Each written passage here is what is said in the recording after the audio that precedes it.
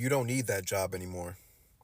$50,000 a month is about to be your new normal.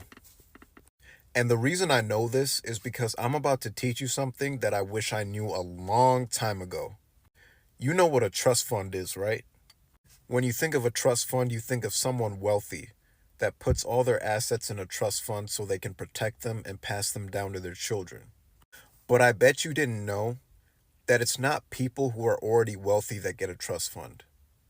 People who are broke get a trust fund and they use it to become wealthy. Now you're wondering, how do they do it? Well, I'm about to tell you, so make sure you save this video. So you open up a trust fund, which anybody can do, and you buy an asset to put in that trust fund.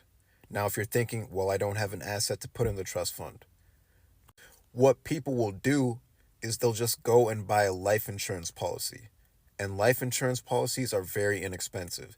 You can get in $1 million policy for like $100 a month. Then you put the life insurance policy inside of the trust fund.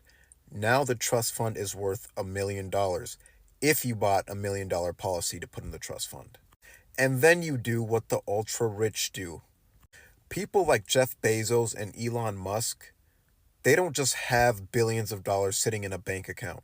Their wealth is tied to their stock. So when they need money, they go to a bank and they borrow money and they just use their stock as collateral. And you can do the same thing with your trust fund. Because you have a life insurance policy in your trust fund, you can now borrow against the value of that life insurance policy.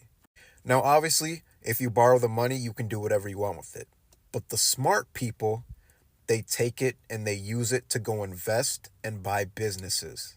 They'll go out and they'll buy small franchises, or they'll team up with other investors and go out and buy things like apartment buildings. And then when they start collecting the profits from their investments and their businesses, they go back and they pay off the loan that they used to get those businesses in the first place. And once they've paid off their debts, they're still collecting the money from their businesses, so they're financially free.